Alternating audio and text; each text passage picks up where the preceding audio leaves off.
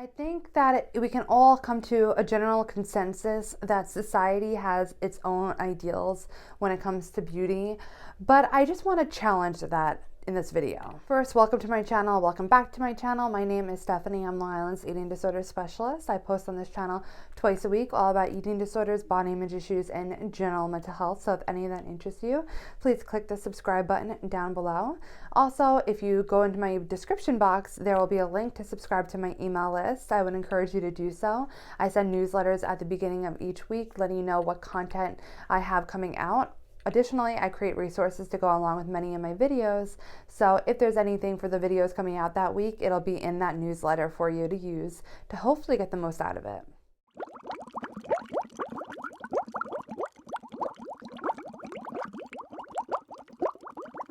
I think that this video may be a little trippy, at least it is for me, because when I'm thinking about society, it just sounds so profound. Like, what is society? Who is society? Society is everything, but it's also nothing at all. And it's just a lot to really take in and think about. And I want to be honest that I live in the same society as all of you. And I know I have struggled at times, and I still do. And I try to challenge a lot of what I'm being told in society. And I think that's a really healthy thing for any person to do, because when we just are accepting of everything that society tells us, it doesn't really create much just room for growth, personal or on a societal level. So I think it's really healthy to just question and reflect on yourself and reflect on your interaction with society. This video was a requested video from Chicago Cottage Witch, which, by the way, I think your name is awesome. And it was really about, when it comes to society, there are beauty standards, and there's relative beauty standards that just is out there, beauty ideals. And I thought about it, and I thought it was just such an amazing point to take to be making. So I wanted to challenge that for a moment, that while we can understand that we all have this general consensus of the idea that there are certain beauty ideals in our culture and in society, it's really important to start reflecting on what that means for us and what that even means in general. So as I said before, society is everything and nothing at all. It's just such an obscure concept. And what is it?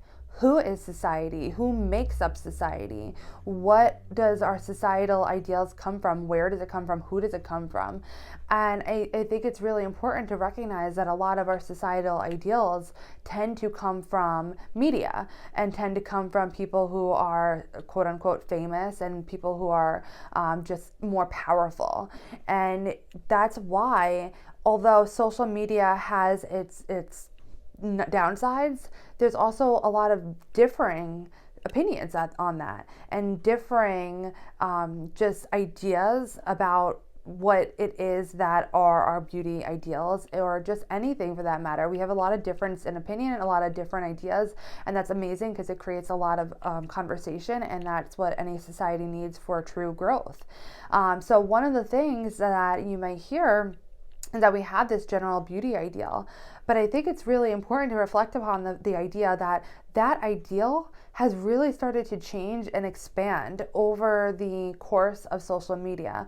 While social media has also really forced in the whole thin ideal, it's also really created access to different body types who were perceived as beautiful, such as Kim Kardashian. A lot of people attribute that to her, who had a very different body type than the traditional body type that was perceived as ideal, and really was a person who was viewed as a beautiful person, beautiful in terms of her outer appearance.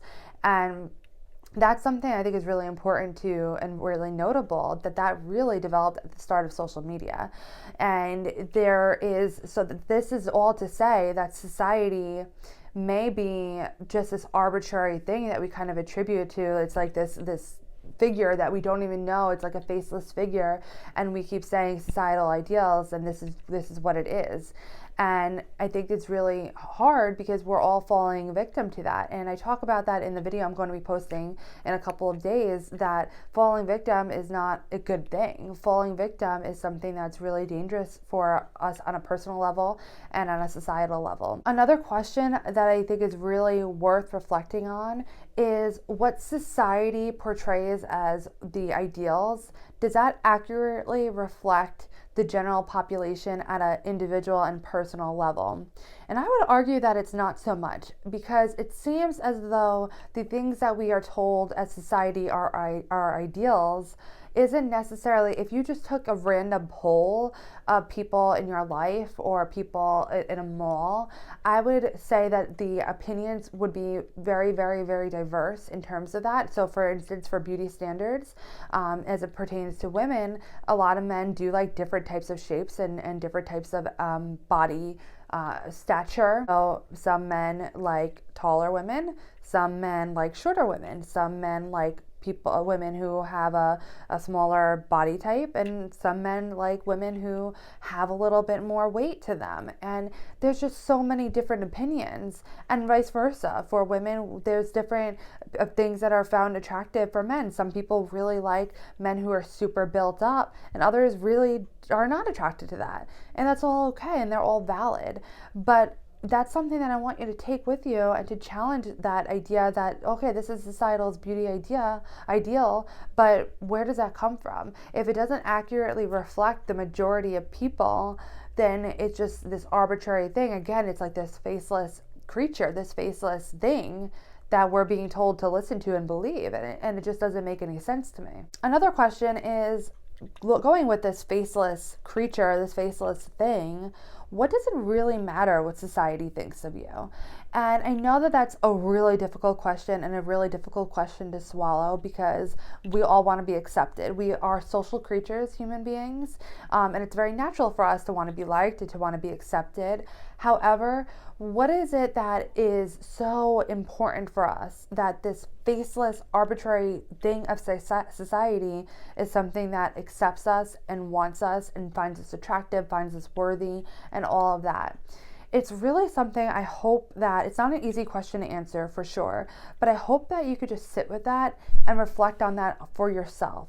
What does it mean for you if society accepts you? What does it mean for you if society doesn't accept you? How does that change your life?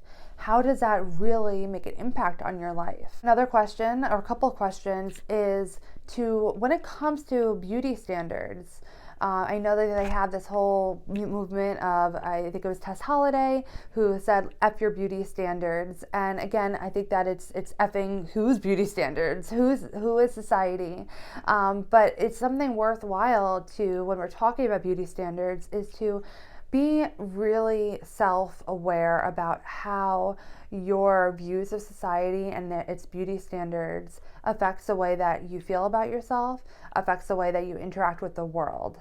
And that is something that is a deep question also. And I really would encourage you to take these questions, write them down. Whatever other questions come up, write them down and try to answer them. And it's not really a simple, solid answer. As I'm talking through this video, I'm reflecting too. And I'm thinking of all these other questions that are coming up for me. And I can only imagine that they're really coming up for a lot of people. So I hope that these questions are something that can provoke you or prompt you to be more self-reflecting. Because that's really what it comes down to when it comes to this. So when it comes to beauty ideals, how does it affect you in the way that you interact with the world? And another thing is, how do you think that other people perceive you based on the way that you appear? And then another question based on that answer is that a me thing or is that a them thing? Is that a society thing? What thing is it? Because I would argue that most of the time, society has influenced all of us on an individual level to have this interaction with the world that is not healthy. But that's a me thing. That's not an everyone else thing. That's something that you need to take for yourself, reflect on it, and really do some therapeutic work, do some work on yourself and reflection. And I know that these questions can be a little bit provocative, very thought-provoking, very confusing, and very challenging, because there's a lot of challenging what society tells us, a lot of challenging just things that we've been told and taught our entire life. So I hope that this video is well received. I hope that you have the questions coming up for yourself. If you have anything that you want me to just chime in on or make a video about, please let me know in the comments down below, because I think this is a conversation, I know this is a conversation that is worth having and worth continuing to have. I hope you liked this video. If you did, please give it a thumbs up. You could click my face over here to subscribe to my channel, and I wish you self-reflection on your journey to finding your state of balance, and I will see you in my next video.